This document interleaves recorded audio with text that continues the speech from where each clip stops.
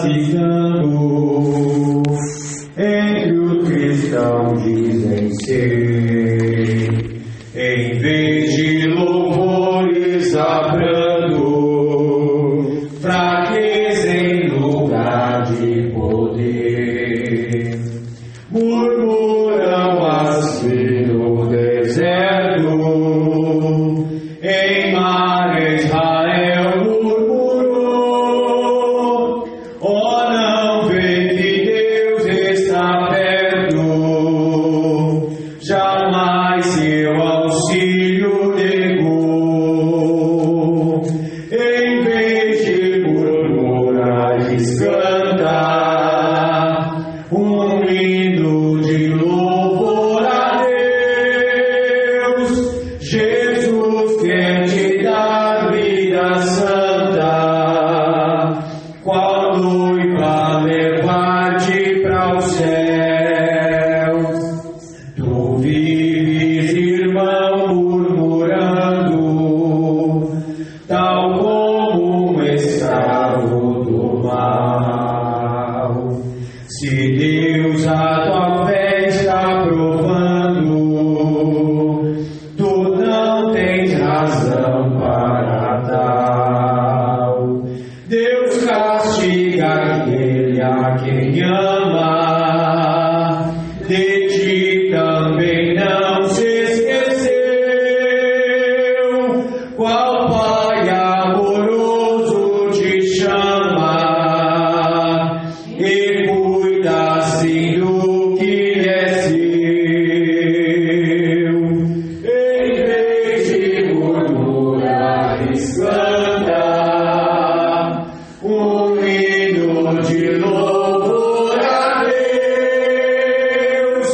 Jesus quer te dar vida santa, qual noiva levar-te para o céu. E mesmo se as ondas rugirem no revolto e bravio mar, os céus vulneráveis se abrirem, se um hino a tua alma cantar. Não temas ciladas nem morte, pra cima tu deves olhar. Olene segura bem forte, até do céu a luz raiar. Em vez de murmurares, canta um hino de louvor a Deus. Jesus quer te dar vida santa, qual noiva levar-te para o céu. Aleluia. Em vez de murmurar, cante. Amém. Glória a Depois Deus. está passando para a Renata, ela estará transmitindo a palavra de Deus, dando continuidade nos estudos a qual já estamos vindo fazendo. Amém. Eu quero saudar os irmãos com a paz do Senhor. Amém. Hoje a gente vai estar estudando 1 Coríntios, capítulo 14. 1 Coríntios 14. Vamos estudar do 26 até o 40.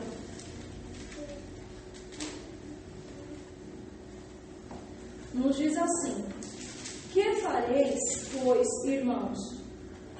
Quando vos ajuntais, cada um de vós tem salmo, tem doutrina, tem revelação, tem língua, tem interpretação. Faça-se tudo para a edificação.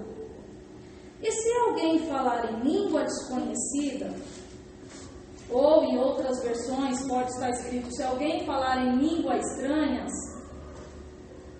faça-se isso por 2, ou quando muito 3, cada um por sua vez, e que haja intérprete. Mas se não houver intérprete, crente esteja calado na igreja e fale consigo mesmo e com Deus. E falem 2 ou 3 profetas, e outros julguem. Mas se a outro que estiver assentado for revelada alguma coisa, cale o primeiro. Porque todos podereis profetizar, uns depois dos outros, para que todos aprendam e todos sejam consolados.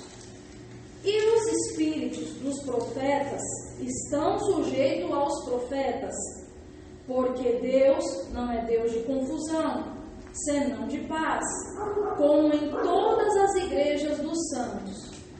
As vossas mulheres estejam caladas na igreja, porque não lhe é permitido falar, mas estejam sujeitas, como também ordena a lei. E se querem aprender alguma coisa, interroguem em casa seus próprios maridos, porque é vergonhoso que as mulheres falem na igreja. Porventura saiu dentre de vós a palavra de Deus? Ou veio ela somente para vós? Se alguém cuida ser profeta ou espiritual, reconheça que as coisas que vos escrevo são mandamentos do Senhor. Mas se alguém ignora isso, que ignore. Portanto, irmãos, procurai com zelo profetizar, e não proibais falar em línguas, mas faça-se tudo decentemente e com ordem. Amém? Amém. Então, só para a gente entender um pouquinho aqui, antes de eu entrar nesses versículos, Paulo aqui no 1 Coríntios 14, 26, ele irá abordar um tema de extrema importância para a igreja, de extrema importância para os nossos dias. Porque Paulo ele vai trazer um ensinamento da forma correta de se prestar um culto racional, espiritual e organizado, de uma forma que Deus estabeleceu. E por que esse assunto ele é de extrema importância? Porque assim, com o passar dos tempos, Deus não mudou, mas as igrejas têm mudado. E eu falo que dar esse estudo hoje é meio que pisar em ovos. A gente tem que ter muita diligência em como passar isso, porque assim, é complicado. Hoje existem várias denominações, vários segmentos, várias linhas de entendimentos, presbiteriana, assembleiana, adventista e por aí vai. E não estamos aqui para falar de placa de igreja. Amém? Não estamos aqui para criticar como que é o culto na Batista, como que é o culto na Assembleia, como que é o culto... Não. Estamos aqui para falar dos dons espirituais que o Espírito Santo concede. Mas eu acho importante ressaltar essa questão do culto. Por quê? O próprio título vai falar assim: ordem e reverência no culto. Conforme os tempos têm passado, existe um modernismo entrando nas igrejas, existem muitos falsos ensinamentos entrando nas igrejas, e a gente vai ver muitas coisas que não são bíblicas. Então a gente precisa entender, a primeira coisa aqui, o primeiro foco da gente é o que é culto, o que é cultuar. Antes de entender o que precisa ser feito no culto, eu preciso entender o que é culto.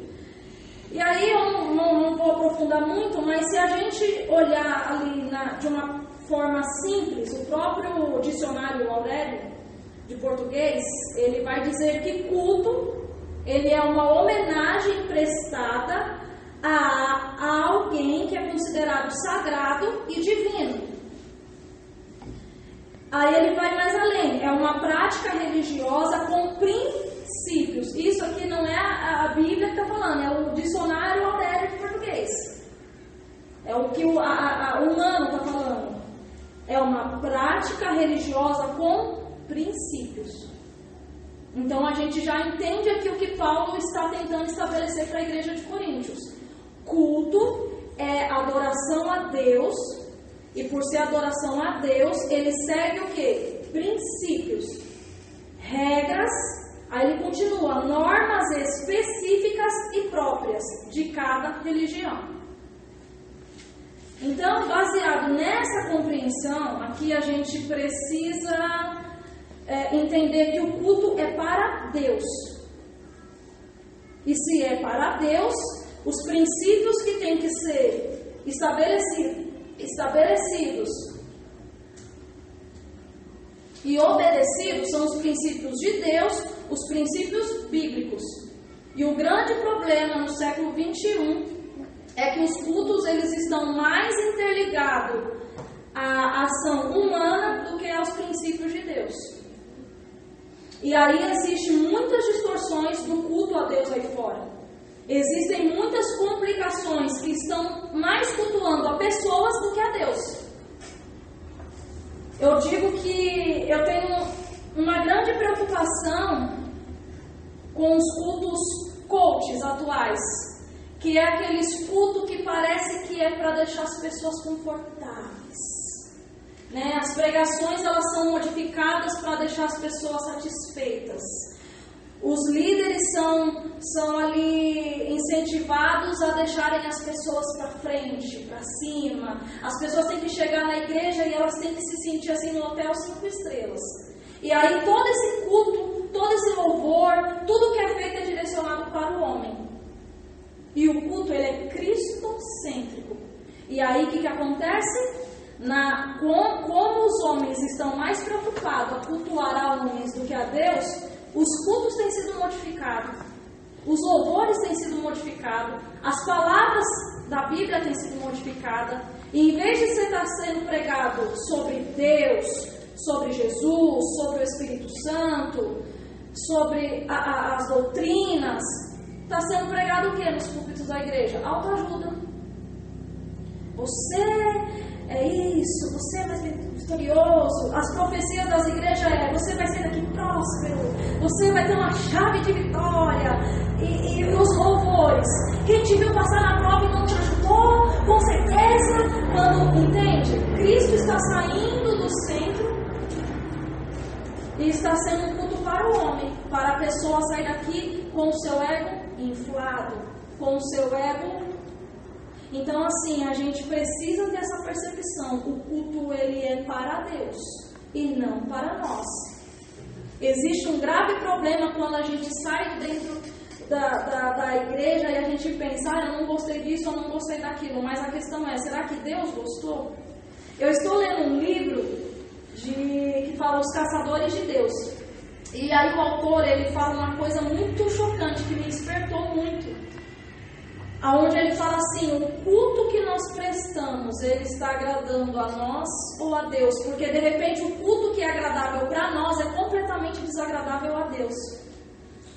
Talvez o louvor ou a pregação ou aquilo que é completamente agradável a nós, desagrada ao coração de Deus. Então, assim, a gente precisa entender esse princípio. O culto é para Deus. Então, a palavra tem que ser direcionada de Deus. O louvor tem que ser direcionado para Deus. A profecia ela tem que estar fundamentada em Deus. Porque senão a gente corre o perigo de não estar cultuando. E estar simplesmente fazendo um ajuntamento de pessoas. A gente corre o perigo de não entender o que é cultuar e transformar isso daqui em um hall de amigos. A diferença é que pessoas se encontram em shopping, outros se encontram em bares, outros em parques, outros em casas. E se a gente não tomar cuidado, aqui vai virar um encontro na igreja. Entende como é sério esse princípio de cultuar? Se eu não entender o que eu estou fazendo aqui dentro, vai ser simplesmente um momento de eu desfrutar com a irmã Maria, com o pastor, com os irmãos, menos com Deus. E aí é interessante o que Paulo está falando aqui. Se vocês estão cultuando a Deus, então os princípios de culto, as regras e mandamentos de culto, têm que ser as que Deus estabelece, e não as que os homens estabelecem. Isso não quer dizer que eu não vou ter uma liturgia a seguir. Isso não vai dizer que eu não vou ter uma linha de raciocínio a seguir. Mas precisa ser organizado. Aí tem a questão aqui. Paulo vai começar a falar no início da frase. Ele fala assim, que fareis, pois, irmãos? Olha aí no 26. Ele faz uma pergunta. Que fareis, pois, irmãos? Em outras palavras, ou em mínimas palavras, o que Paulo está tentando dizer? Ele está falando assim, como eu vou organizar um culto que agrade ou um culto que obedeça aos princípios que Deus estabeleceu? Essa é a pergunta. Se Deus quer um culto, qual é o culto que Ele quer? Aí ele fala, ele continua. Quando vós ajuntais, cada um de vós tem salmo, tem doutrina, tem revelação, tem língua, tem interpretação. Aí ele finaliza, um ponto final, e ele fala, faça-se tudo para a edificação. Então vamos entender aqui, o princípio aqui é que o culto ele deve ser individual, primeiramente, e depois coletivo. Então, se eu estou entrando aqui para cultuar, o que Paulo vai falar lá em Romanos 12? Que nós temos que oferecer a Deus um culto racional como um sacrifício vivo. Então, primeiramente, quando eu entro aqui, eu cultuo. Você faz o seu culto, você faz o seu culto, o pastor faz o culto dele. Primeiro é algo individual. Eu entrego todo o meu ser, meu corpo, minha alma, meu espírito, minha mente. Primeiro eu faço o meu culto ao Senhor, a minha entrega ao Senhor. E depois, juntamente, nós oferecemos o culto a Deus, aonde cada um usufrui da comunhão.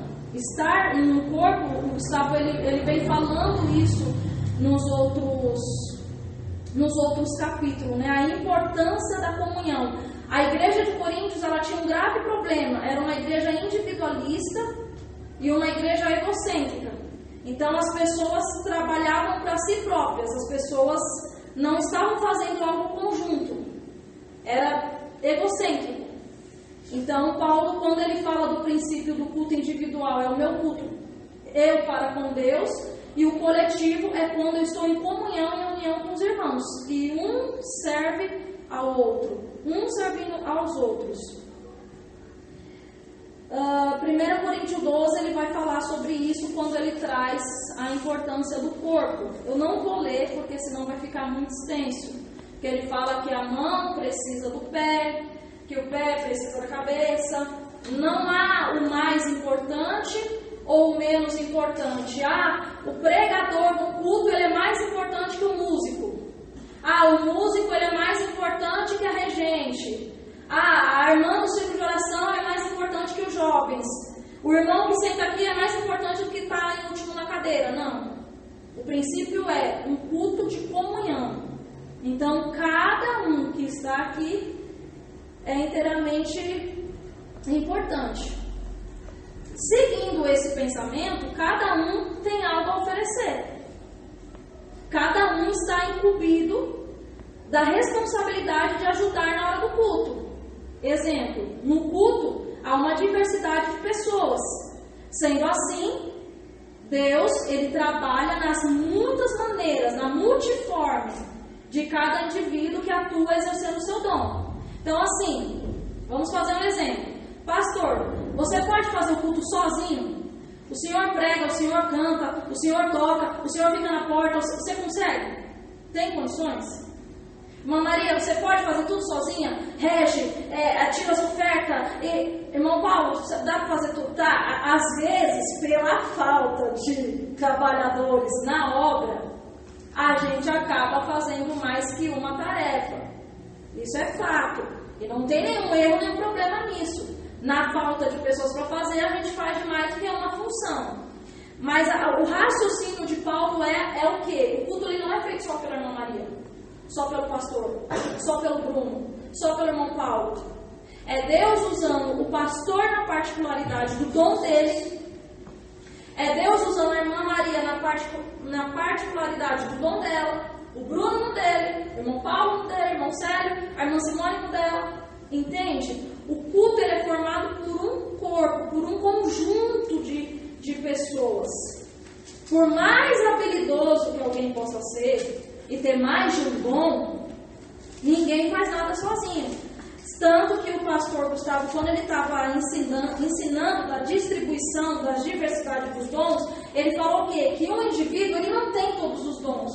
Não existe uma pessoa que tem todos os dons do Espírito.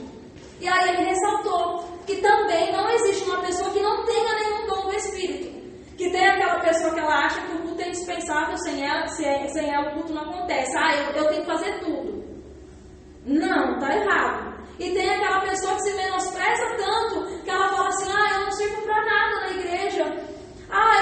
Eu sou muito pequena na igreja. É o excesso da soberba versus o excesso da autodepreciação, né? É a pessoa que acha que faz demais e quer tudo na igreja. E tem aqueles que acham que eu não faço nada, eu não consigo nada, eu não posso nada. Não. O que Paulo está falando é aqui. Deus usa uma multiforma de trabalhar. Tem coisas que a irmã Maria vai fazer que eu não consigo fazer como ela. Tem coisas que o pastor vai fazer que o Bruno não vai conseguir fazer como ele. Tem coisas que o pastor Paulo vai fazer que o irmão Célio não vai fazer igual. Por quê? Cada um tem uma singularidade. Cada um é capacitado por um dom. Cada um é capacitado por uma habilidade que Deus deu. E aí, quando eu uno o meu dom e a minha habilidade com a da irmã Maria, do irmão Paulo, do pastor, isso fica completo e é agradável a Deus. Os irmãos estão entendendo? Amém. Então, assim, quando Paulo está falando, um tem salmo, outro tem doutrina, outro tem revelação, outro tem língua, outro tem interpretação, ele está falando, olha, para o culto ser completo, vocês precisam trabalhar em sincronia. Para o culto ser completo, vocês têm que trabalhar com comunhão e união.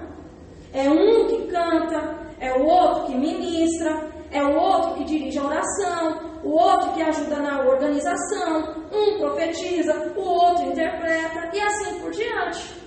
Imagina um culto que só tem louvor. Todo mundo quer cantar. Aí imagina, não tem nenhuma pregação, não tem nenhuma sala. Imagina um culto só de louvor. Como seria esse culto? Ou imagina um culto só de pregação, sem louvor nenhum. Sem oração, sem testemunho. Ou imagina um culto só com profecia. Irmãos, você quer ver o que me dá agonia? Eu já cheguei a presenciar culto assim, de eu ir para o culto, eu entrar no culto, e o culto não ter palavra. Canta, 350 horas de louvor, 5 minutos de palavra. Aí você fica assim, o mais importante, não teve. Ou então, mais desesperador ainda, você entrar num culto e não ter a palavra nenhuma. A pessoa começar a profetizar desenfreadamente, aconteceu. A pessoa é chamada para pregar. Não estou falando que não pode profetizar também, mas aí a pessoa começa a distribuir 1.599 profecias para a igreja, não abre a Bíblia, não ministra a palavra e fica aquele oba-oba no meio da igreja, e isso é perigoso. A irmã Renata, então não pode ter profecia na igreja? Não é isso que Paulo está falando. Tem que ter. O que Paulo está falando aqui é que precisa de um equilíbrio. Não é só louvor, não é só palavra, não é só... É um conjunto. Quando todos trabalham, o culto ele funciona por inteiro. Então é essa questão que Paulo está trazendo aqui. O seu dom, ele serve para ajudar e edificar o corpo da igreja. O seu... Pode Só para endossar. Pode falar. Para Margarida, para endossar.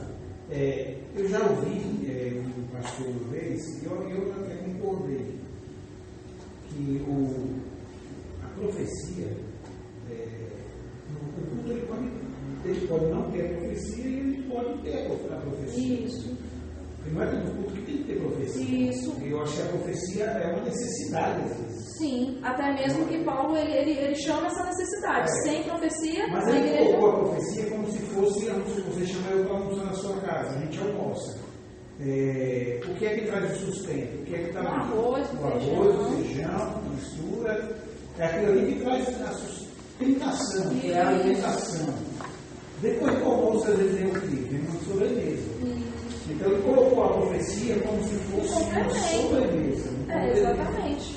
Como se fosse uma sobremesa do culto. Não é que tem, porque tem igreja, se você vai e não tiver uma profecia no culto, os irmãos saem dali e não contam mais. Não existiu. Não existiu, não tem. Deus não falou.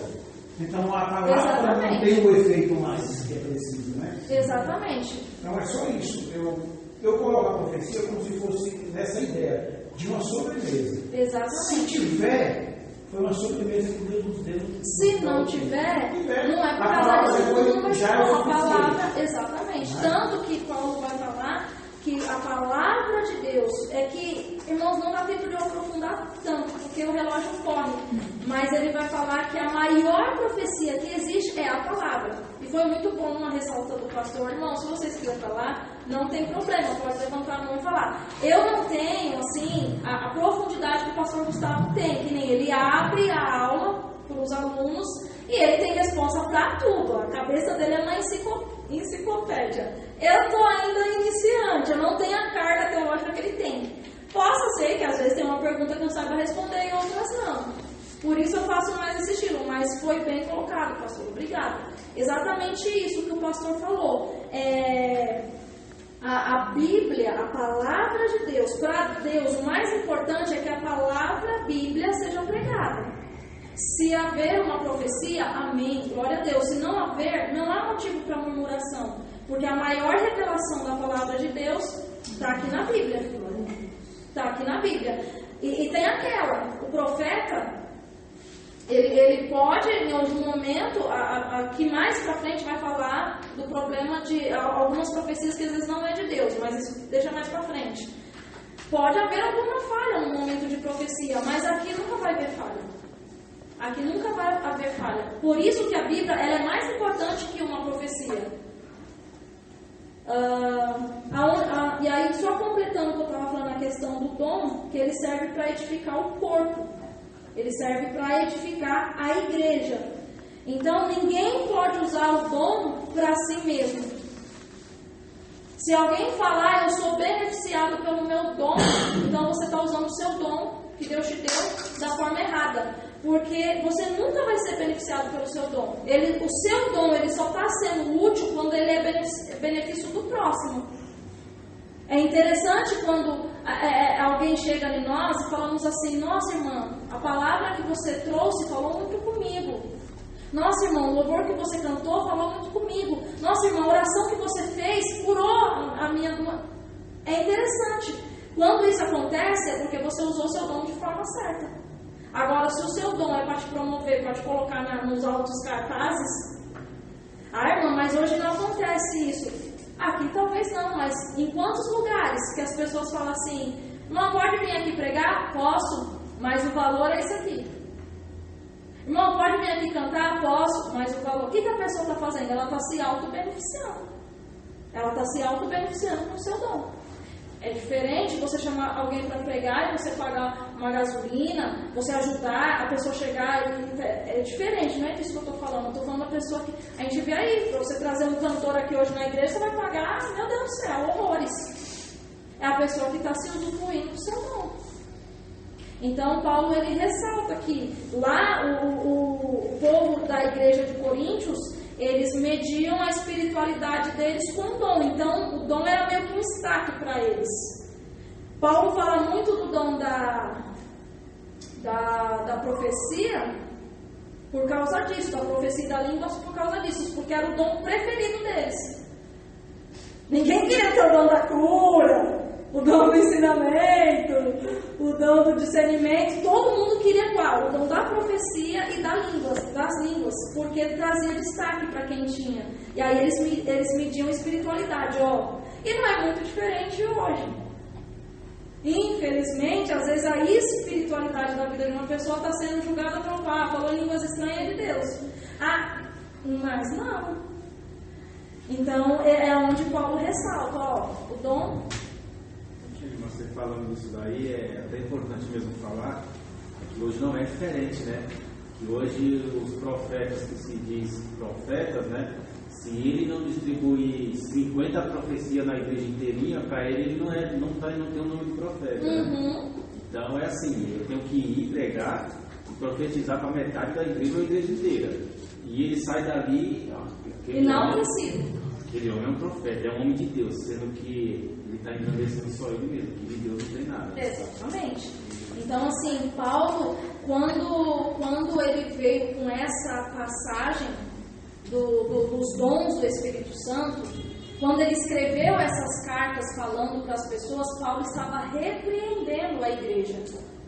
Paulo estava advertindo e trazendo sobre eles, cautela, atenção, cuidado que vocês estão indo por um caminho estranho, não é esse o caminho dos dons do Espírito, não é esse o caminho da espiritualidade. Aí ele vem aqui, deixa eu ver aqui, quando ele fala assim, que fareis, pois, irmãos? E com isso ele começa introduzindo também a parte prática, né? Só para a gente se alinhar, no capítulo 11, Paulo ele falou sobre as mulheres participando no culto. Ele vai entrar aqui na parte prática de cada coisa, ele quer organizar o culto.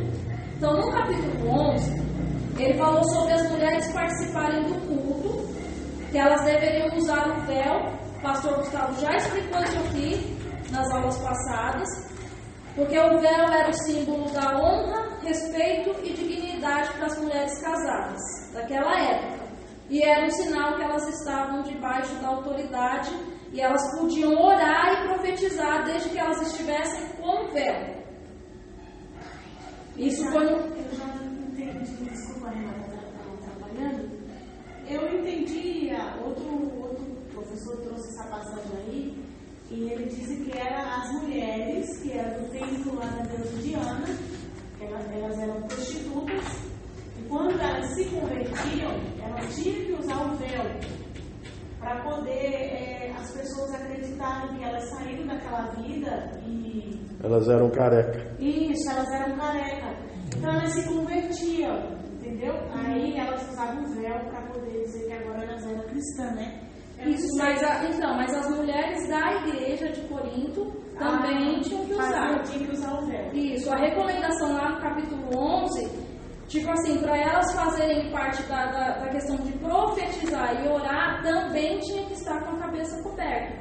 Não era se só... não tivesse cabelo. Não, aqui assim, é que senão eu vou ter que voltar a aula. Não, só deixar, eu sempre tive essa dúvida. Hein? Tá, a questão do véu era uma questão como que fala a palavra?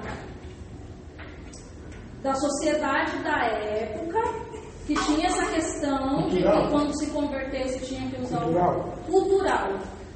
Que tinha essa questão de quando se convertesse tinha que usar o véu, mas tinha a questão também das mulheres casadas. Você não viu que o Gustavo explicou? Que as mulheres da igreja falaram, então não precisa usar véu. Aí ele fala que o véu era questão de honra e dignidade para as mulheres casadas.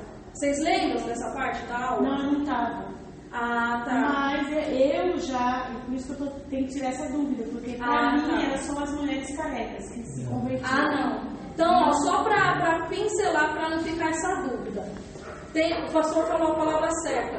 Tem a questão cultural, de que quando essas mulheres se convertiam, elas eram carecas, elas precisavam usar o véu. Então, essa é a questão cultural.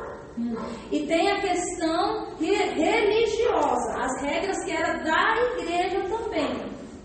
Paulo fala no capítulo 11 que as mulheres casadas, elas tinham que também usar o véu. Era o que distinguia ela das mulheres prostitutas de lá de fora.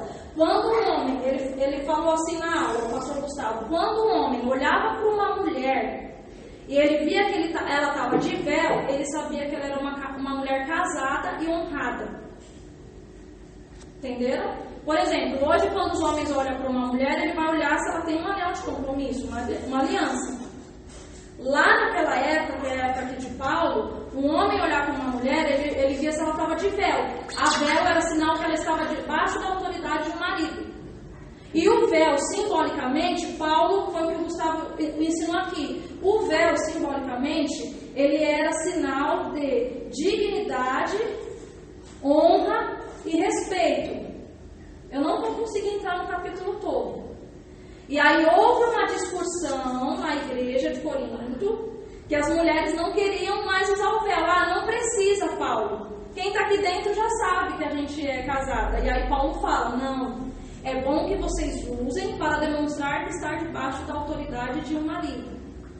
E aí depois eu esclareço. Se eu entrar nesse detalhe do véu, eu vou me perder todinha no detalhe que eu preciso estar hoje. Então, assim, as mulheres, na participação da ordem do culto que Paulo estabeleceu para Corinto, as mulheres precisavam usar véu para profetizar e para orar. Era desonroso uma mulher profetizar sem véu ou orar no meio da igreja sem véu. Sem o véu, ela não poderia profetizar nem orar.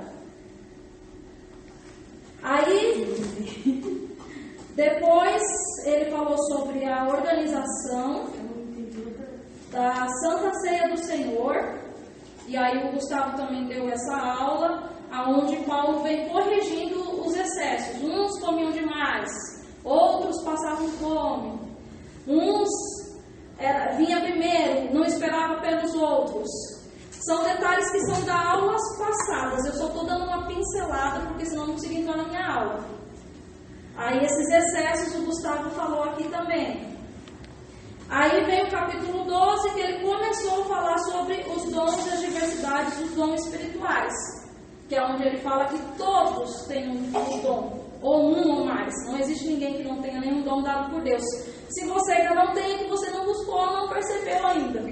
Não procurou buscar em Deus. Porque a partir do momento que você professa a fé, que você está em comunhão com Deus, o Espírito Santo ele vai te capacitar para fazer essa obra. Aí no 13, ele vem falando sobre o amor, e ele faz uma comparação entre o amor e os dons.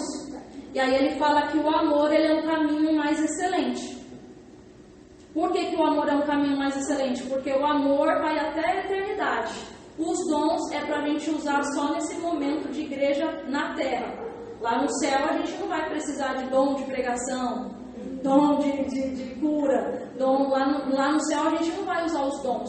Então ele fala, não fiquem se engrandecendo nos dons, porque o amor ele é um caminho mais excelente.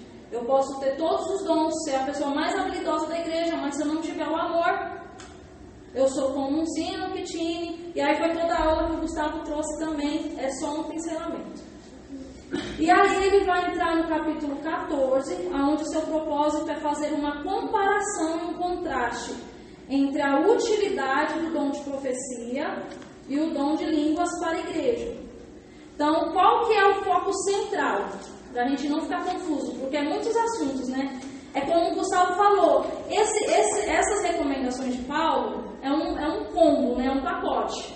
É o capítulo 11, 12, 13, 14. Então não tem como aprofundar todos os capítulos aqui. Qual que é o foco central do 14?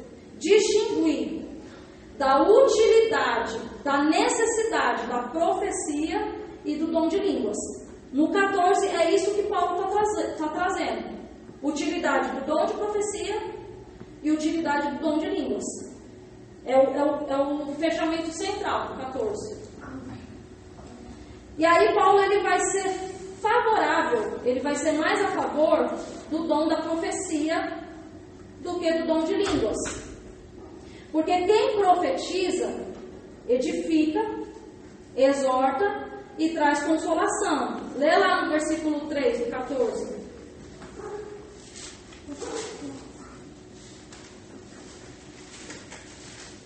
Ó. Eu vou pegar o 1, o 2 e o 3.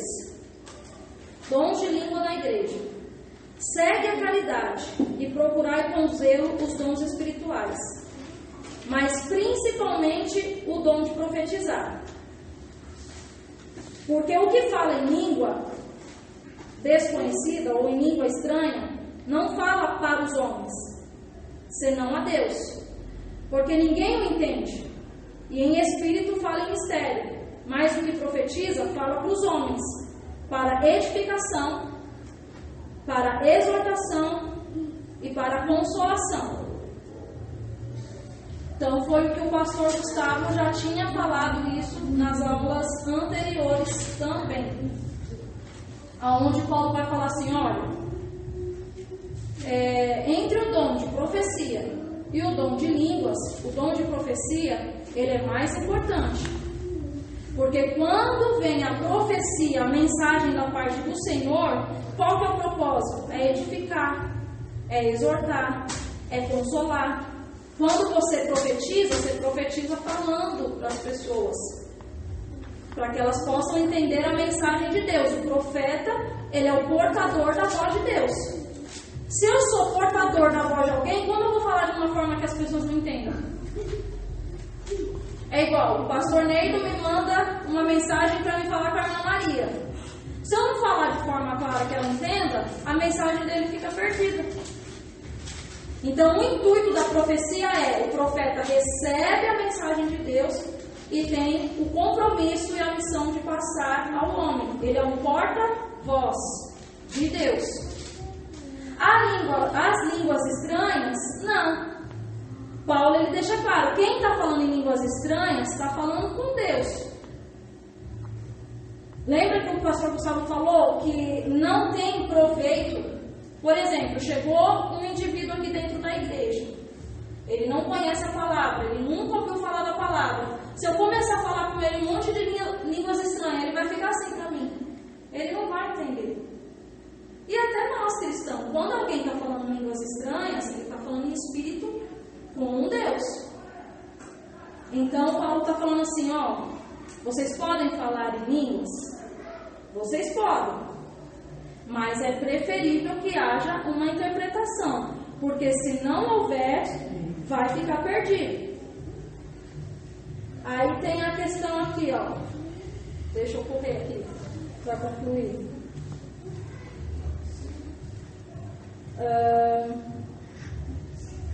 O que estava acontecendo? Na igreja de Coríntios, como eu estava falando, eles usavam os dons para status. Então, começava todo mundo a falar em línguas junto e virava uma feira pública. Essa questão das línguas estranhas, irmãos, é um solo difícil de pisar. Porque os pentecostais, eles já têm algo enraizado, já têm algo firmado, e tentar falar algo que talvez seja diferente do que já foi falado, se torna complicado. Então, assim, Paulo ele não está proibindo em momento nenhum de falar em línguas na igreja. Só que vamos atentar para uma questão aqui, ó. Vai lá no capítulo 14.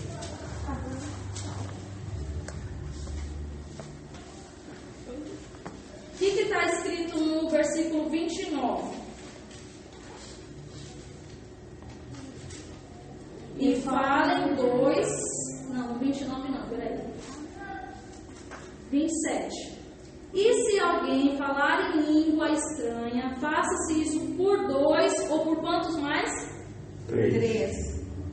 Os irmãos estão acompanhando aí? 2 ou 3. Cada um por sua.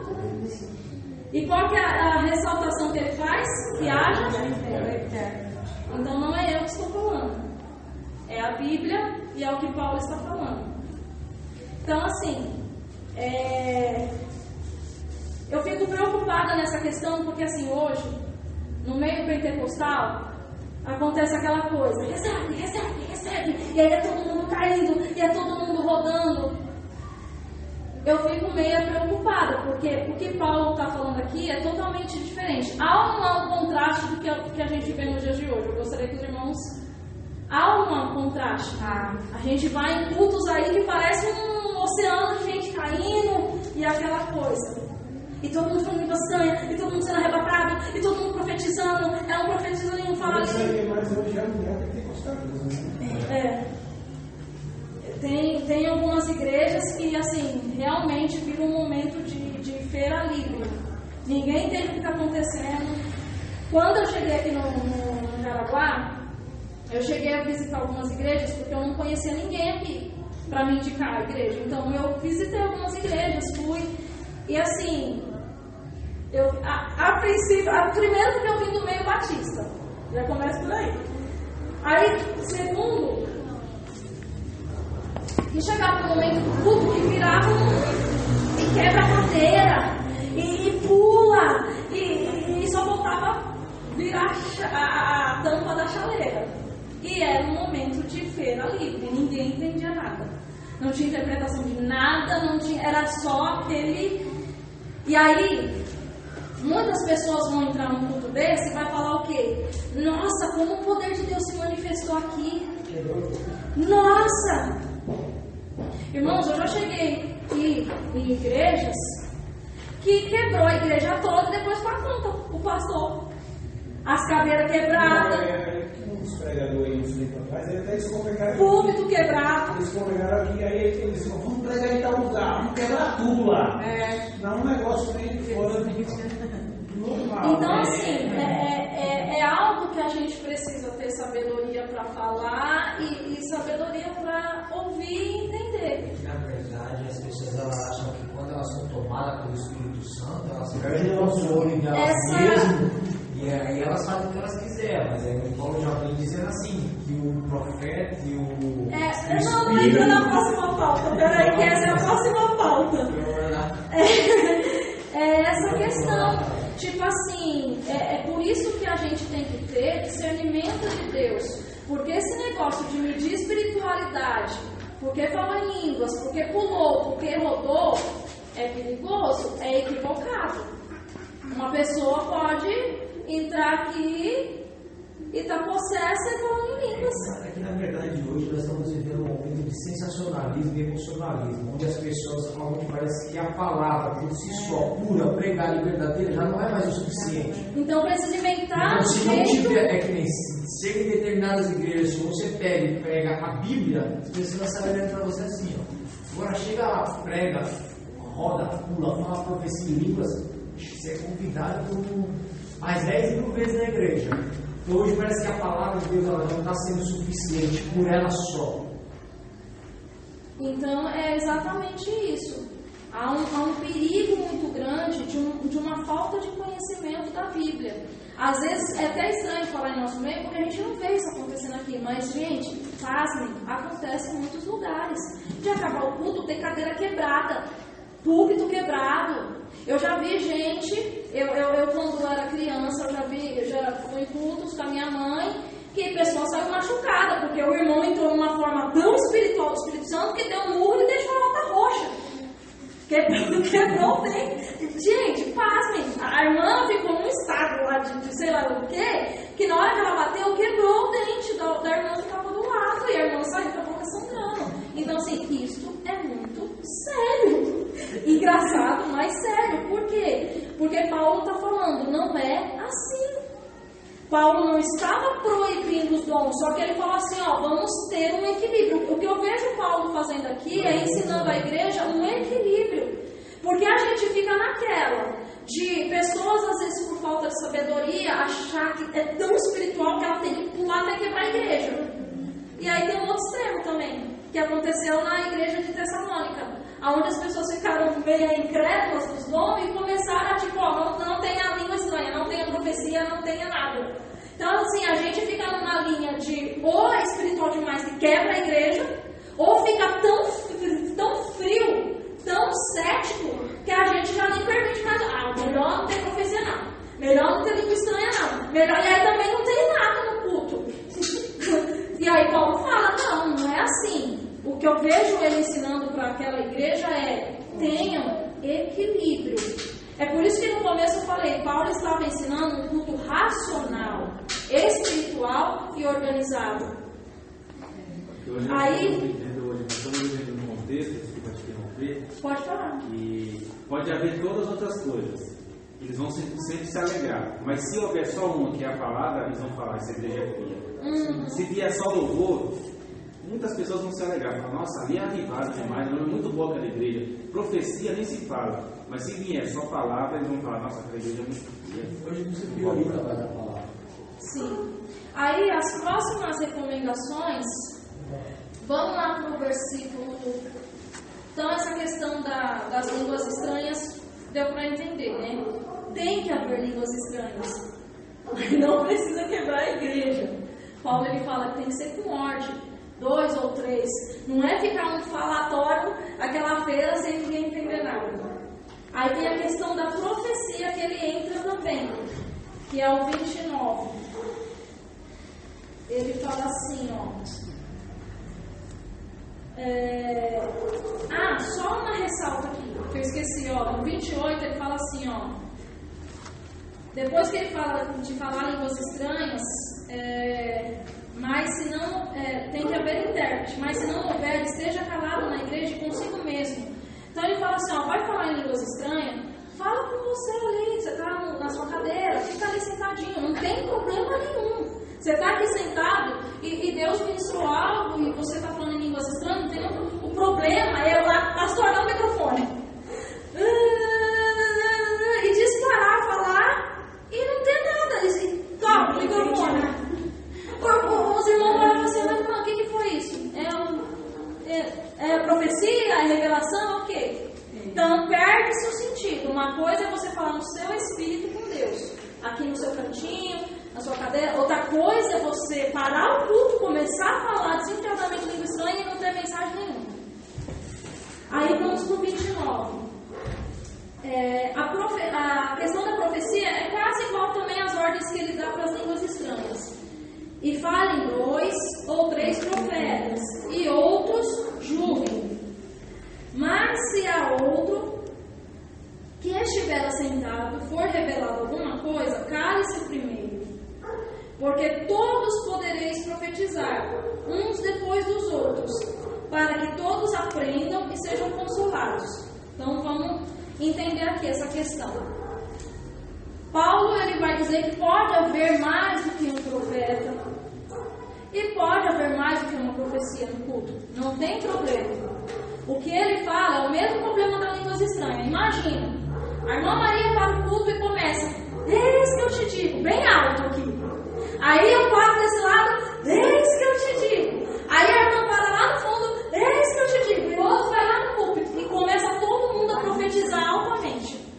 Até a pessoa que está recebendo a profecia não vai entender nada. Porque vai estar aquela batalha. Então, assim, eu acho que a regra que Paulo está estabelecendo aqui é a regra mais simples da comunicação. É um movimento meio estranho, né? É um movimento que o profeta sai pegando a irmã, abraça essa, abraça aquela, porque cada um vai ter uma mensagem para passar para aquela. Você já viu isso também? Já. Então, pega a Maria, enrola com você. Pega de uma linha, enrola com o outro, e pega o outro, enrola com uma pessoa. E às vezes você não está nem conectado, não está nem sabendo de nada, e você vai ficar assim, o quê? E são movimentos que a gente tem que ficar. E é por isso que eu dei aquela introdução da questão do culto. Estão inventando tantos métodos para atrair as pessoas para dentro. Não, porque a igreja precisa estar cheia, porque a igreja tem que estar abarrotada de gente. Então vamos começar a atrair as pessoas. Vamos inventar um método aqui, ó, que as pessoas vão falar que a igreja é super, hiper espiritual e elas vão entrar de baseada. É exatamente isso que está acontecendo nessa época. O evangelho em si, ele é simples. Ele é simples e ele é extremamente suficiente. A Bíblia, a palavra de Deus, as coisas que os primeiros cristãos lá atrás deixou para nós, é o suficiente. Mas estamos numa era que precisa se inventar coisas para atrair pessoas. E isso é um perigo, porque está invadindo as igrejas, está destruindo a vida espiritual das pessoas. Aí ele vai falar o seguinte: pode profetizar mais de um, só que com ordem. A irmã Maria teve uma revelação de Deus, está entregando para a irmã, e eu tive uma revelação aqui. O Bruno falou agora, o espírito dos profetas e um sujeito aos profetas. Ninguém fica alienado quando está tomado pelo Espírito Santo. Gente, não existe.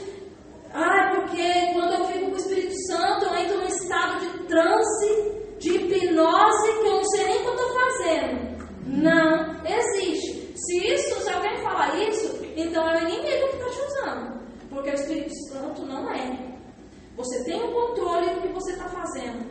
então quer dizer que eu controlo o Espírito Santo? Não é isso. Você tem domínio sobre si, até mesmo porque o Espírito Santo é domínio próprio. Você tem domínio, você tem ciência do que você está fazendo. Até mesmo que para ser profeta, você tem que assumir a responsabilidade do que você falou. E como você vai assumir responsabilidade uma coisa que você não sabe que você falou? Já pensou, eu te profetizei isso, Bruno, mas eu estava num estado de transe no Espírito que eu nem lembro o que eu te falei. Então me perdoa que eu errei. Não existe isso.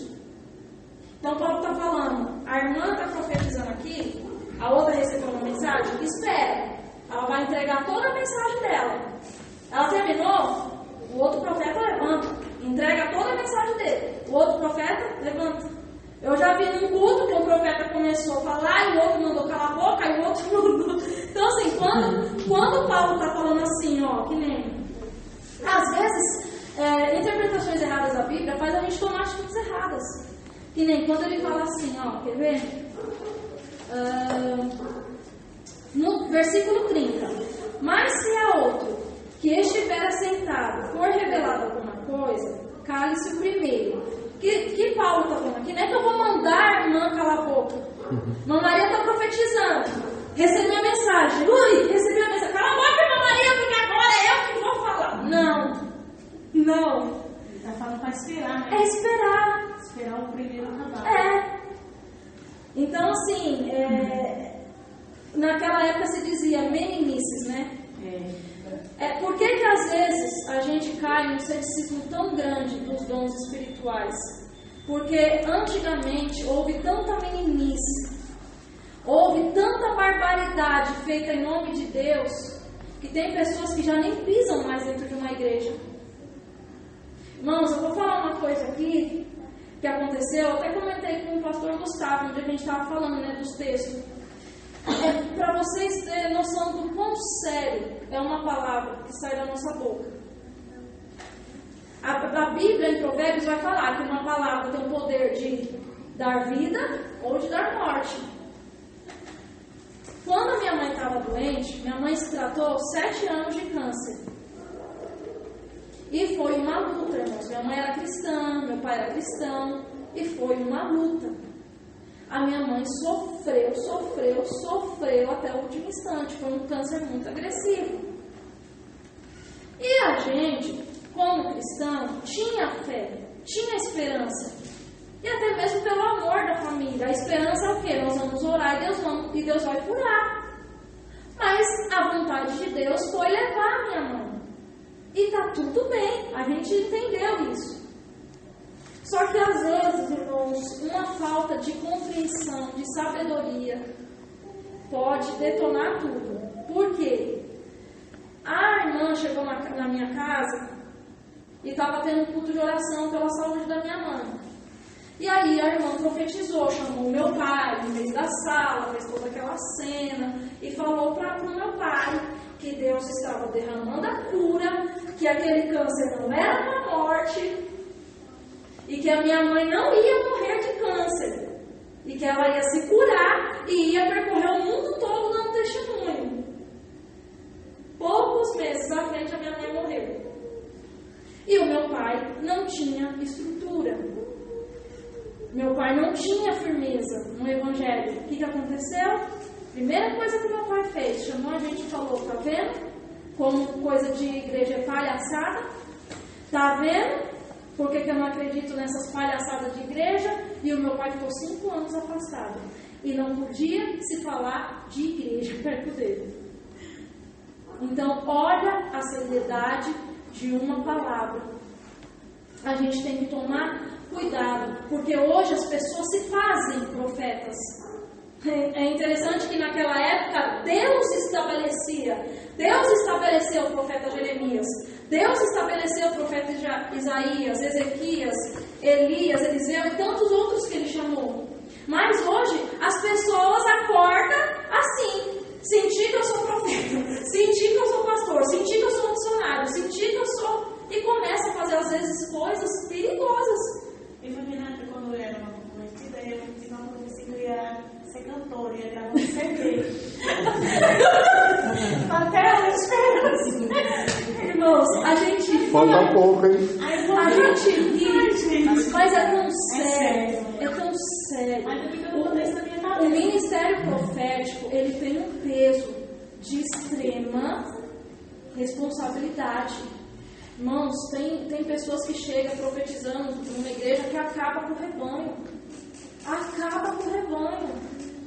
Há pessoas que às vezes é levada pelo sentimentalismo. Deus não falou nada. Não tem problema, irmãos. Às vezes a gente é tão... a gente gosta de uma pessoa. Não tem problema eu chegar e falar assim: olha, irmã Maria, desejo de todo o meu coração, irmã Maria, que a senhora alcance a bênção que a senhora está buscando. Às vezes é mais bonito a gente falar isso: irmã, eu desejo de todo o meu coração que a irmã alcance a sua petição, do que inventar.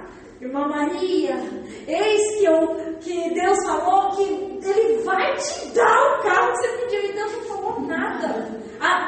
Eu senti no meu coração, irmã Maria, esse negócio de eu sentir no meu coração é perigoso. Jeremias 17 vai falar que o coração do homem, ele é enganoso. Então esse negócio de eu sentir no meu coração de falar pra você, às vezes é melhor a gente trocar assim: ó, irmã Maria, gosto tanto da irmã, e eu desejo todo o meu coração que a irmã consiga comprar o carro que a senhora quer comprar. E não iludir. Irmã Maria, Deus falou que você vai ganhar o carro. E às vezes Deus não falou nada. E aí sabe o que acontece? Tem tanta gente que se desvia da igreja e fica com uma raiva de Deus. E Deus está levando culpa de coisas que foi nós que fez. Foi o profeta lá que inventou.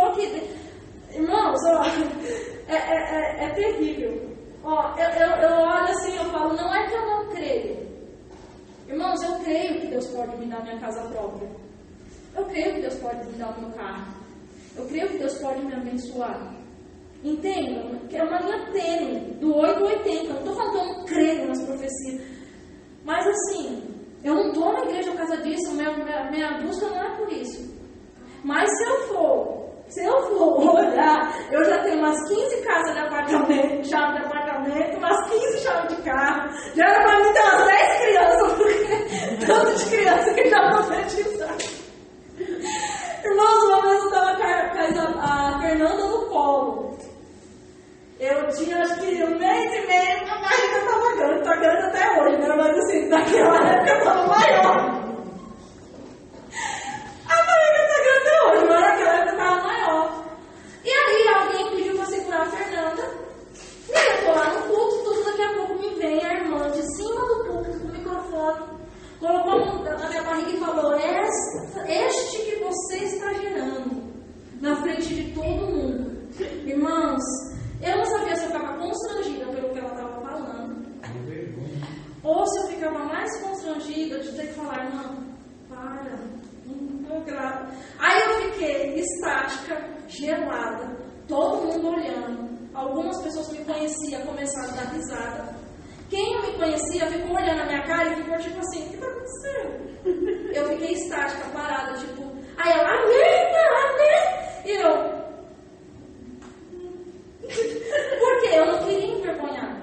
Eu sei que eu iria envergonhar. Eu poderia falar: irmã, cala a boca, você está falando lá com nada.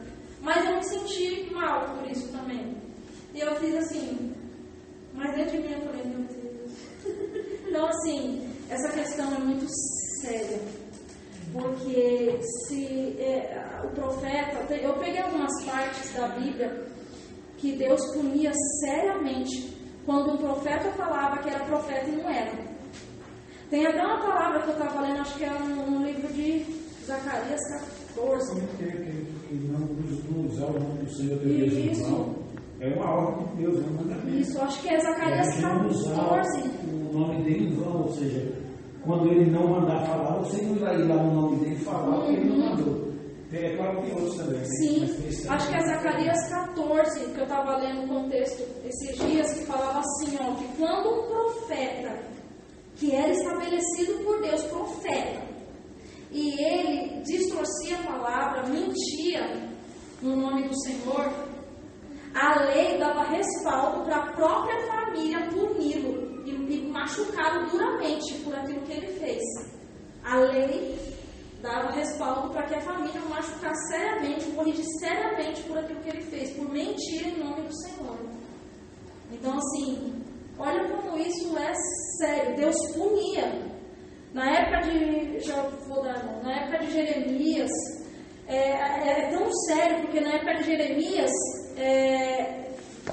Jeremias às vezes chorava, sofria. Por quê? Porque Deus dava uma profecia para ele: vai lá e fala para o rei, e fala para o povo, que é assim, assim, assim, estou contra eles, o juízo de Deus é sobre eles. Aí vinha o quê? Um monte de profeta que tinha sido comprados para falar: não, é tempo de paz, é tempo. E Jeremias era açoitado, Jeremias era escorraçado, tanto que ele fica até bravo com Deus. Ele fala: Deus, o Senhor me iludiu quando o Senhor me chamou para ser profeta, e discute lá com Deus e fica bravo com Deus, porque era terrível. Você imagina você levantar e falar uma coisa no meio do povo, no meio do palácio, e aí vem 15, 20 atrás de você e falar assim: não, ele está mentindo. E aí ele levava uma surra lá. Então, assim, isso é muito sério. Pode falar, irmão Sérgio. Ressaltando sobre os profetas, né? Que nessa época aí, a voz do profeta era a própria voz de Deus, né? Sim. Porque o que eles falavam se cumpria, não tinha dúvida se era vai acontecer, não. É tanto que lá no livro de Isaías 38, quando ele leva a profecia para Ezequias, que ele morreria e não viveria, e aí no meio do caminho Deus fala com ele que ele voltar para trás e falar ao contrário para Ezequias. Aí ele fala assim: mas Senhor, acabei de me tirar, o Senhor me falou para falar que ele morreria, não viveria. Então o profeta falou assim: mas como assim, Deus? Minha palavra vai voltar atrás? Então você vê a importância que tinha, né? Então o profeta era tremendamente temido, né, naquela época. Até mesmo quando ele chegava nos lugares, as pessoas até falavam: a sua vida é de paz, né? Ou de morte, né? Ou de guerra. Exatamente. Então, mas só que hoje está totalmente ficou banalizado. Então, algo que é santo, que é sacro, está sendo distorcido, deturpado. É show. Tanto que lá no livro de Samuel vai falar que o profeta, ele só é honrado e tido como profeta quando a profecia se cumpre. Tem essa questão também. A gente tem que tomar muito cuidado, porque às vezes Deus vai usar uma pessoa para falar com nós de algo que vai vir lá na frente, de algo que não faz parte do contexto de agora. Deus está trazendo uma revelação de algo lá na frente. E por não entender, eu posso fazer o quê? Não é de Deus. Não faz parte do meu contexto. Não. Só que às vezes é algo que Deus está me preparando lá para frente. E aí eu tenho que tomar cuidado.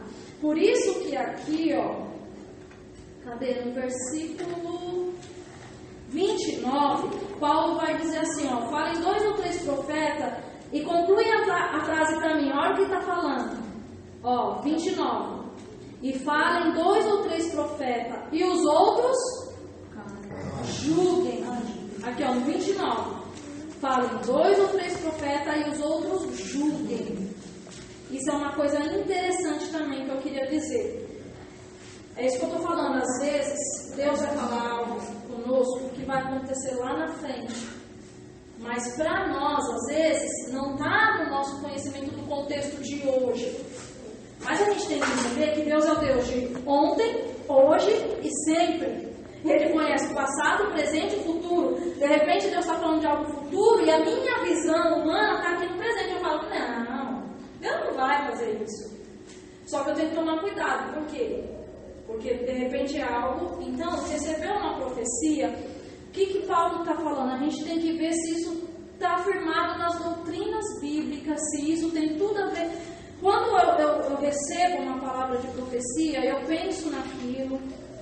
É bíblico? Está pautado na Bíblia?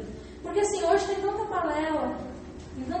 É igual, como que Deus vai falar algo? Por exemplo, vou dar um exemplo prático. Como que Deus, o Espírito Santo, vai falar algo para uma pessoa que não esteja embasado na Bíblia? Me explica isso. Vou criar uma situação aqui, tá? Imagina. Eu chego numa irmã da igreja e aí eu falo assim: irmã, imagine que a irmã estava adulterando, tá com um homem de outra família, vai. Imagina, eu chegar nela e falar: olha, Deus vai abençoar esse relacionamento, porque aí você ir para a pauta bíblica, Deus vai destruir um casamento para erguer outro casamento? Deus vai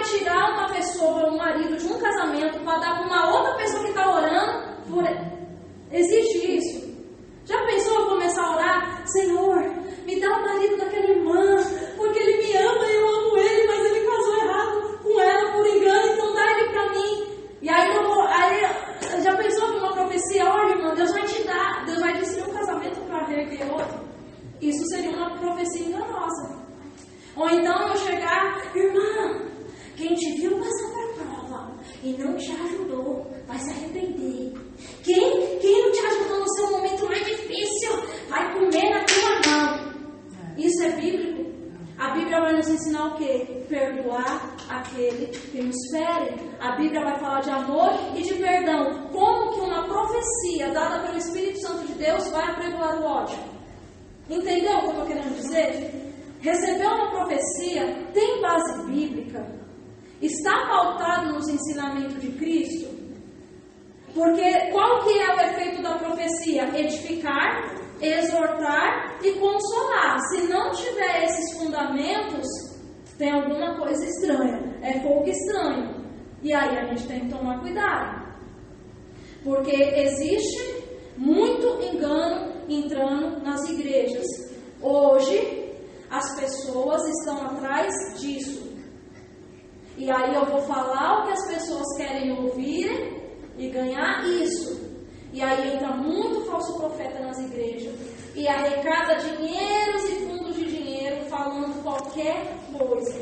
E as pessoas estão carentes de Deus, as pessoas não estão buscando conhecimento bíblico, estão vazias de conhecimento e caem nessas balelas e se decepcionam. Então, assim, isso é muito sério. Tem a questão... palavra, né, mano? A palavra de Deus já nos diz. A palavra de Deus fala assim, ó, que nos últimos tempos, muitos profetas enganariam muitos. E ainda a palavra fala assim, ó, e muitos dos teus serão enganados. A Bíblia fala assim, dos teus. Então, aí, existem algo muito interessante. Foi até um versículo que o Bruno falou para mim. Abram em 1ª Epístola de João, capítulo 4, versículo 1.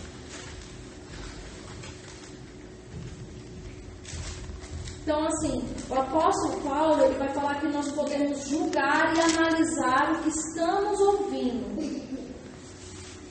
Então, a gente precisa ser cauteloso em relação ao que recebemos, o que ouvimos, para não cair no engano. Então, assim, uma das coisas que a gente precisa ter cuidado, né? Porque essa questão julgar, o que eu tenho que julgar? O que eu estou ouvindo, a mensagem que está me sendo dada, não a pessoa que está falando. De repente, o que pode acontecer? Tem pessoas que vivem, às vezes, uma vida toda torta, anda fora dos princípios bíblicos, às vezes está até em pecado, mas entra aqui e quer ser profeta. E sai profetizando, distribuindo profecia para todo mundo. E às vezes, você conhece a vida da pessoa lá fora. E aí a gente entra naquela crise, né? Meu Deus, como que pode a pessoa profetizar, a pessoa vive toda torta? Não cabe a nós começar a criticar essa pessoa. Não cabe a nós levantar aqui na igreja e falar assim, ó, não recebe essa profecia não, porque essa pessoa vive toda torta lá fora, então o que ela está querendo dizer? Não cabe a nós fazer isso. Cabe a Deus. Qualquer um aqui, seja para profetizar, para cantar, e está fazendo isso de forma enganosa, vivendo uma vida errada, cabe a Deus julgar, não a nós. O que Paulo está ensinando é que a gente tem que julgar e analisar a mensagem que está sendo recebida. Aí lá em 1 João 4,1 vai falar assim, ó, amados, não creiais em todo o Espírito. Notem que a palavra Espírito aqui, ela está com E maiúsculo ou minúsculo? Se tivesse com E maiúsculo, é o Espírito Santo. Como está no E minúsculo, é o Espírito do homem mesmo. Então assim, ó, amados, não creais em todo Espírito, mas provai se os Espíritos são de Deus, porque já muitos falsos profetas se têm levantado no mundo. Então assim, o que a igreja tem que buscar nos dias de hoje é o discernimento. Porque quando nós estamos em comunhão com o Pai, quando nós estamos em comunhão com o Espírito Santo de Deus, o próprio Espírito Santo testifica no nosso ser.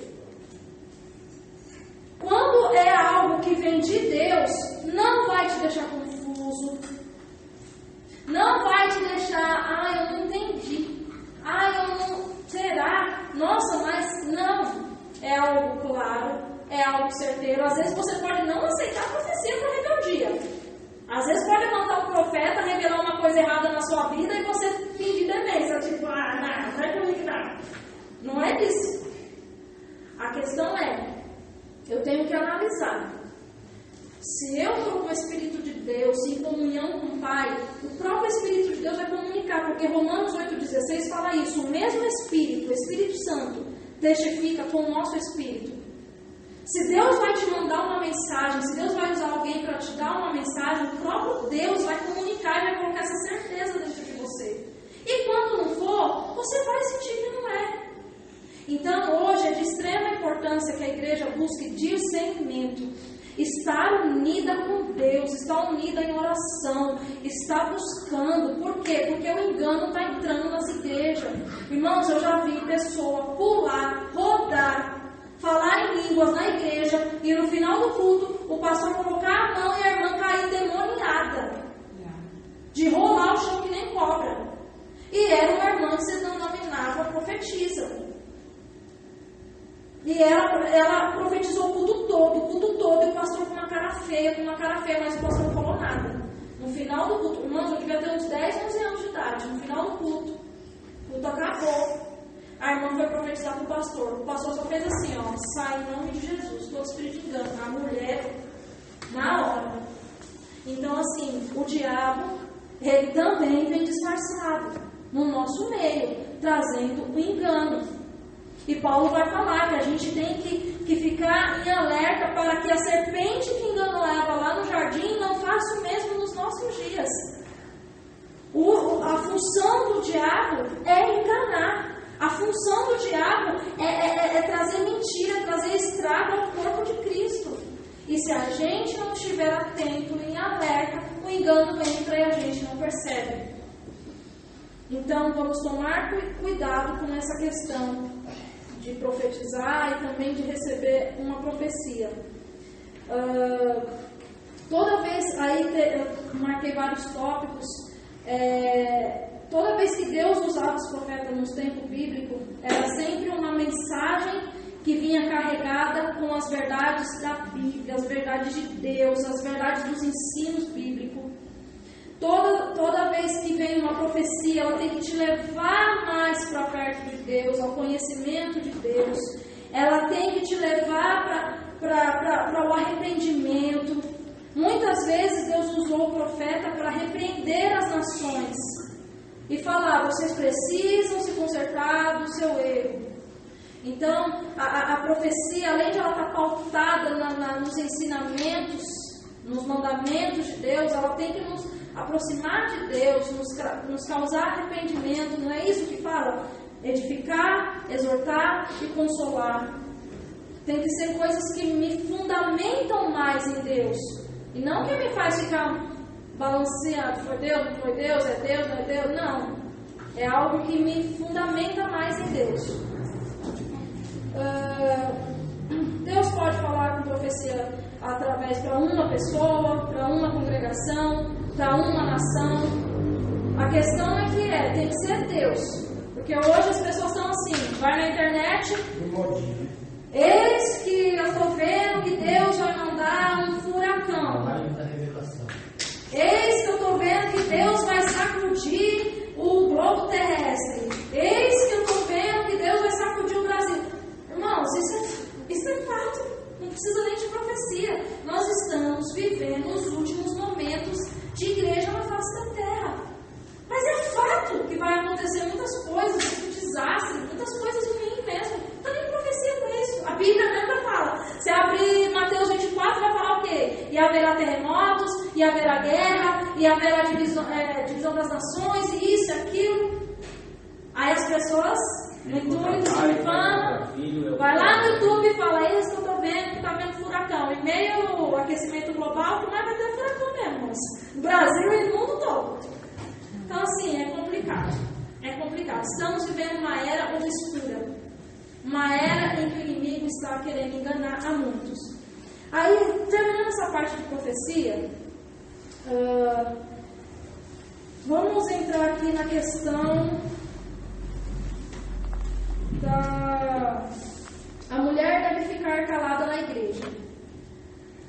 Antes, uma vez eu tinha visto isso na Bíblia e eu acreditava que a mulher não podia falar na igreja. Eu não tinha tido essa compreensão. E aí eu fui buscar um pouquinho. Então, o que acontece aqui? Não é que a mulher não pode falar na igreja. Se fosse isso, Paulo estaria entrando numa contradição. Por quê? No capítulo 11, ele falou que a mulher pode profetizar e orar. E aí no capítulo 14, ele falou que ela não pode falar na igreja. Não fica um contraste? Então, em que situação que a mulher não pode falar na igreja? É essa questão aqui.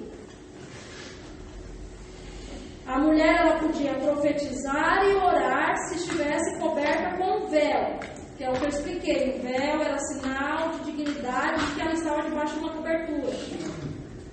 O momento em que está falando que ela deve ficar calada, eu busquei, eu fiz algumas pesquisas, eu li alguns autores, e os comentaristas, eles falam que essa questão da mulher não falar na igreja, ela não pode exercer autoridade. Hoje a gente vai ver aí, mulheres são pastoras. Não existe pastora. Isso é antibíblico. Mulheres são bispa. Não existe bispa. Isso é antibíblico. Então o que Paulo está falando é que ela não poder falar é ela não ser autoridade espiritual. A autoridade espiritual determinada por Deus é o anjo da igreja, o pastor. Não existe pastora. Foi nesse contexto que Paulo estava falando. Olha, você pode profetizar, você pode orar, mas exercer autoridade, não.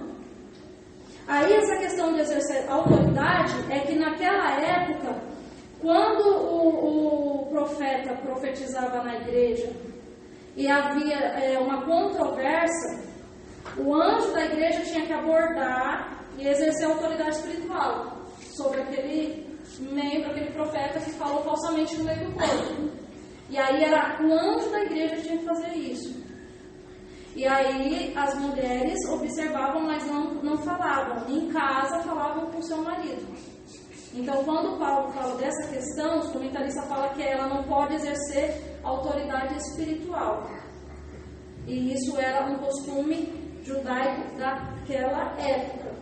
Então, assim, não é que uma mulher não pode pregar, não pode dar um estudo, senão já estaria até uma contradição, né? Ela está aqui. Não é que não pode pregar, dar um estudo, não é isso, não pode exercer autoridade espiritual. A autoridade espiritual da igreja é o pastor. A irmã Maria, ela é a auxiliadora dele, ela é a ajudadora dele, mas ela não é a autoridade espiritual. A autoridade espiritual instituída por Deus é o anjo da igreja. Então é isso que Paulo falou, que a mulher não podia ter autoridade espiritual sobre a igreja, só o anjo da igreja. Amém? Irmãos, eu vou estar finalizando a minha participação.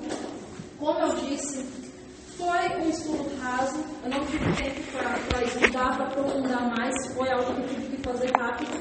E como eu disse, eu não tenho o sabe, o Felipe tem, mas aqui na minha dificuldade eu tentei esclarecer um pouco o texto para os irmãos, tá? Eu agradeço pela compreensão e pela oportunidade. Glória a Deus.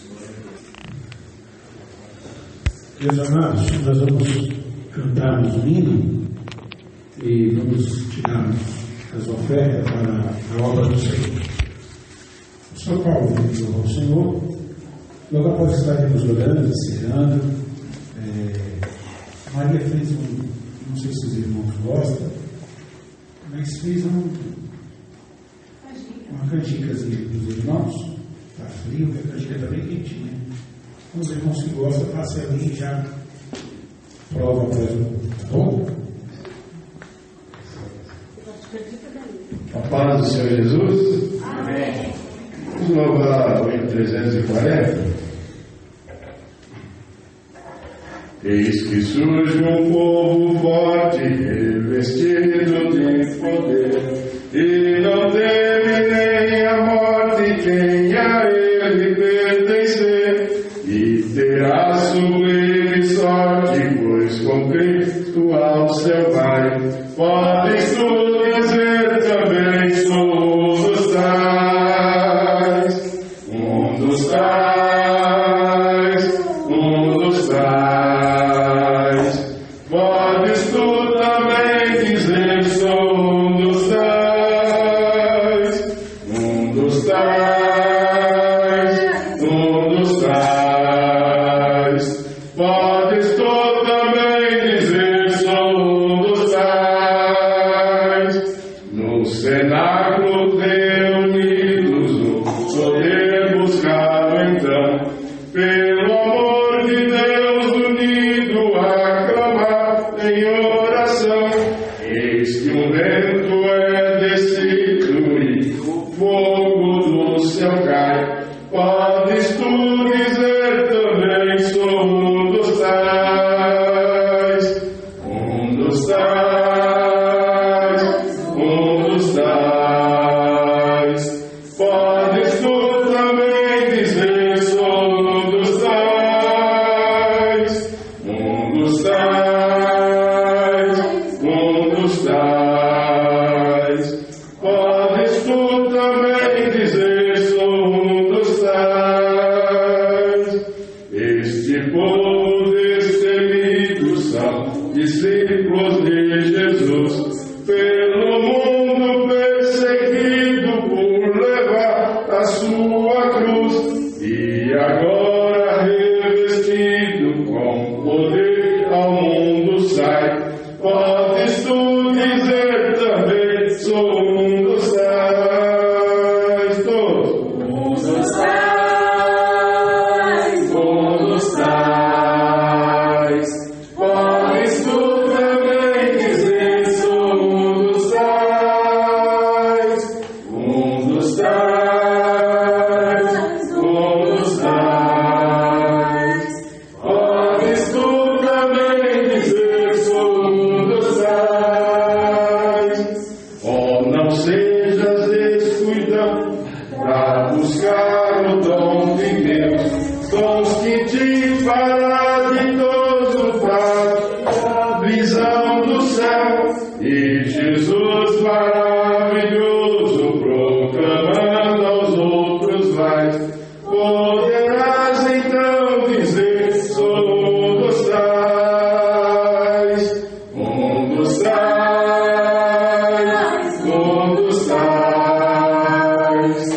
Podes tu também dizer, sou dos tais, dos tais, dos tais. Podes tu também dizer, sou dos tais. Deus abençoe a igreja. Glória a Jesus. Irmãos, nós vamos estar encerrando. Não sei se o irmão chegou ao conhecimento dos irmãos, no ano de mais ou menos na década de 90, né? Eu mesmo vi isso, mais ou menos ali em 98, 97, 98, a ideia lá do dente de ouro. Quem lembra do dente de ouro? Não lembra, né? Eu não lembro. O dente de ouro. Eu vi um comentário E a gente congregava numa igreja muito pentecostal, uma igreja séria, pastor muito sério, que dava ensinamentos. E por ele ser um pastor também bem renomado na época, era muito conhecido, pastor Paulo Lucas Sacramento, e o Ministério de Santos, a gente congregava no Ministério de Santos na época. É uma igreja muito grande, tem até rede de televisão, a sede dele fica em Santos. E teve a ideia do dente de ouro. Quem recebeu esse dente de ouro foi o pastor presidente do Ministério da Assembleia do Ministério de Santos, que ele era presidente. Um pastor que veio dos Estados Unidos, orou e caiu e recebeu o dente de ouro. Só que aí isso não ficou só nele, começou a passar. Ele veio na nossa igreja em Osasco, ele orou, o pastor Paulo caiu, recebeu o dente de ouro. E quem caía e recebia o dente de ouro, ele poderia já orar, e aquela pessoa começava a receber o dente de ouro. E eles diziam que receberam o dente de ouro. Só que na verdade não passava de um movimento de uma mentira. Dá para acreditar? Oh, Jesus. Você está congregando com o pastor, você acredita nele, você acredita, e naquele meio o pastor deixa se levar pelos movimentos, não é? Vai mudar o que a vida da pessoa tão dentro de outro. Você está entendendo? Você está entendendo? Eu quero você. Só Jesus na causa.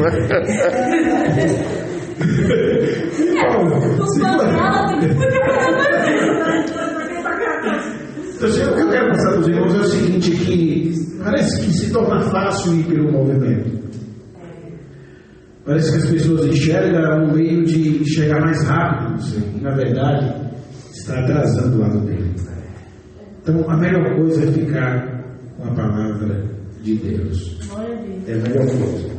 Nós escolhemos ficar com a palavra de Deus. Ela não falha. Ela é inerrante. Amém?